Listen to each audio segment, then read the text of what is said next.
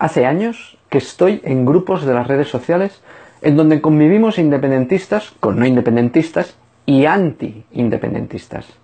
Comentarios o fotos como estas son normales, pero últimamente el odio visceral ha ido en aumento. Al principio eran mofas y burlas sobre el proceso, pero desde hace un tiempo, y ya con el tema de las resoluciones judiciales en Europa, la mofa se ha convertido en rabia y en algunas ocasiones en odio.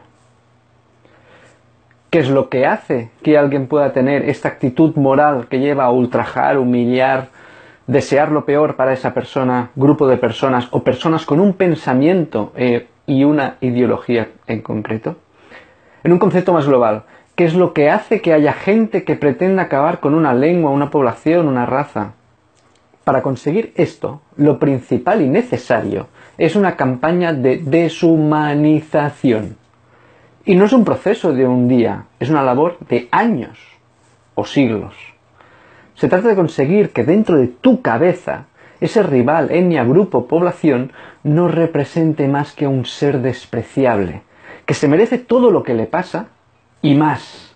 Se puede llegar incluso a pensar que a duras penas merece vivir y quizás ni eso.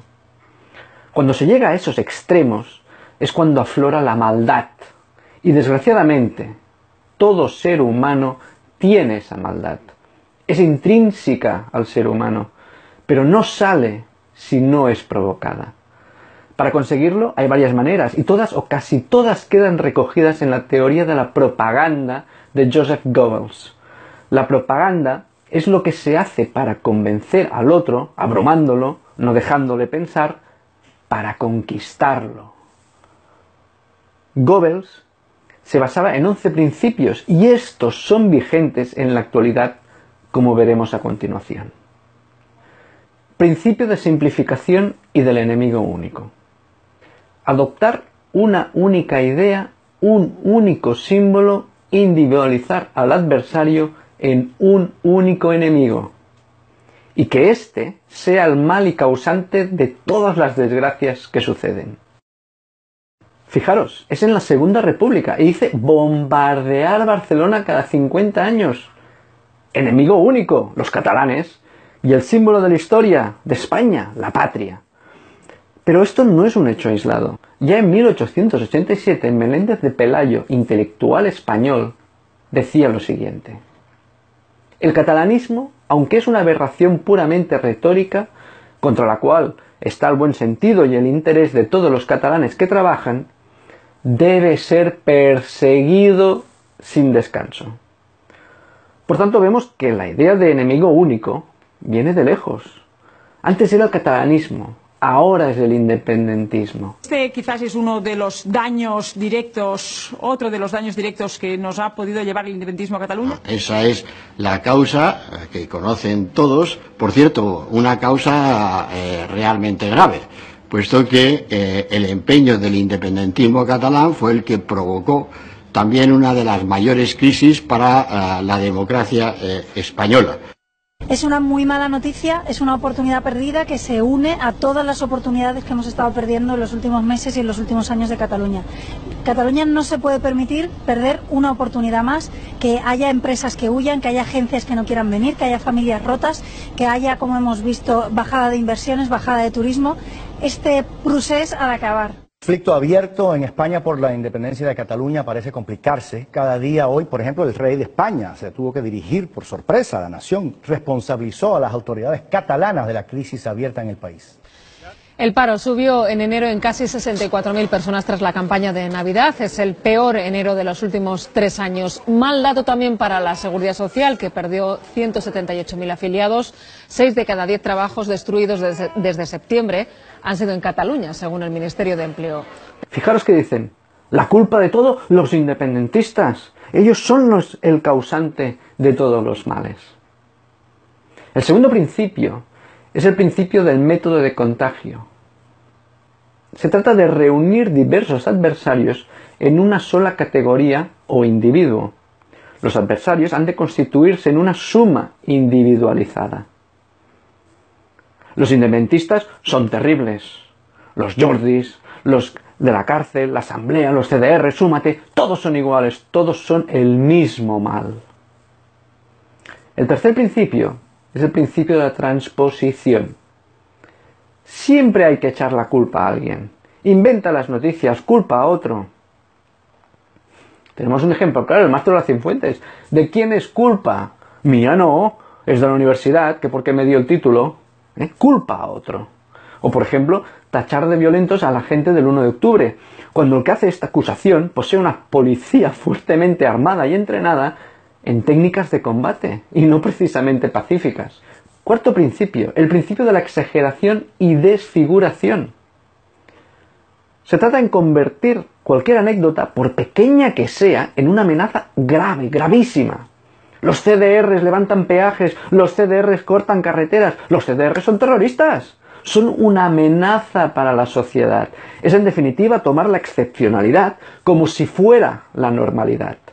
La exageración es mucho más creíble que la verdad. Y el objetivo es que la gente entre en pánico, en paranoia.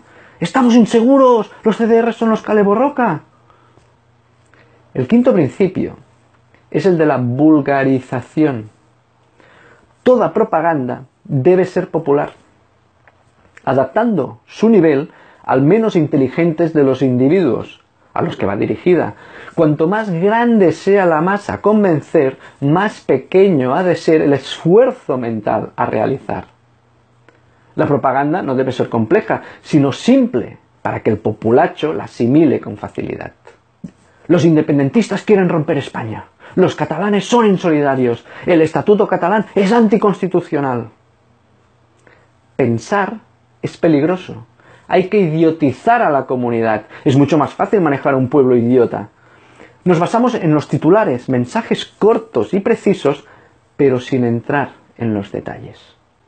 El sexto principio es el principio de orquestación.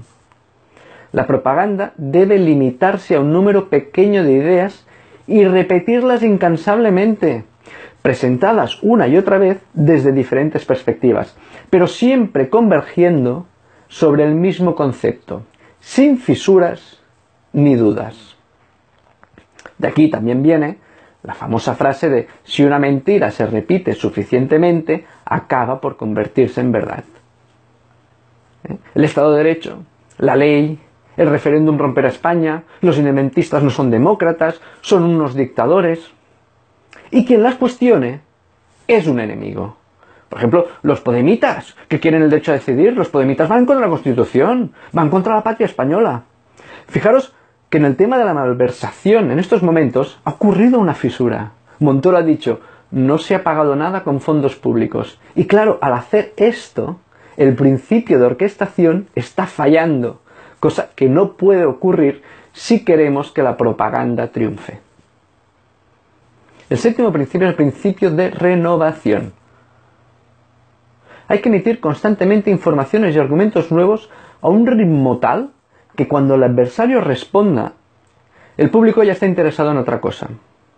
Las respuestas del adversario nunca han de poder contrarrestar el nivel creciente de acusaciones. Siempre hay que dar nuevas noticias, hay que bombardear con noticias, con imágenes. La sociedad no debe pensar, debe quedar abrumada, no se detiene a pensar. Se entra en la errancia, se salta de una cosa a la otra, nada me importa, nada me conmueve, el mundo es un caos. Llega una saturación de noticias.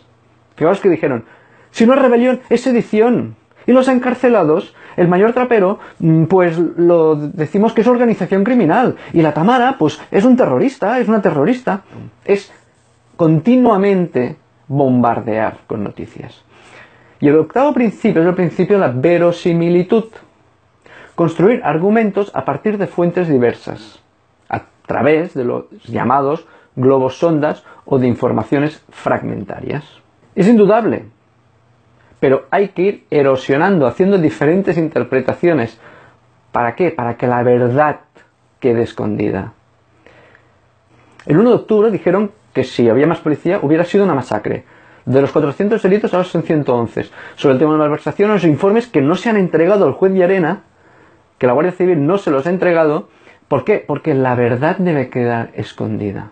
El noveno principio es el principio de la silenciación. Acallar sobre las cuestiones sobre las que no se tienen argumentos y disimular las noticias que favorecen al adversario. Rivera, por ejemplo, cuando dice que hay que acallar TV3, es porque Puigdemont habló sobre los diferentes reveses que ha tenido la justicia española. Y como eso no interesa, hay que actuar. ¿Cómo? Silenciando a TV3. O por ejemplo sobre el tema de la Gürtel. No se habla, se disimula, se desvía la atención en el proceso. Pero mientras tanto se ponen jueces afines. Lo que ha ocurrido es un cortocircuito judicial de primera magnitud en un momento en el que todo el mundo está mirando al procés catalán, nadie parece estar mirando cómo va la Gürtel, y en la Gürtel han sido cesados los jueces críticos y nombrados jueces afines al Partido Popular. Esto es exactamente lo que ha ocurrido en la caja de plomos de la Gürtel. El 10º principio es el principio de la transfusión. Por regla general, la propaganda opera siempre a partir de un sustrato preexistente, ya sea de una mitología nacional o un complejo de odios y prejuicios tradicionales, y se trata de difundir argumentos que pueden arraigar en actitudes primitivas. Los catalanes quieren someter a los españoles, quieren someter a los andaluces aquí en Cataluña, son insolidarios, son ricos y no quieren repartir con los demás. Entonces surge el a por ellos.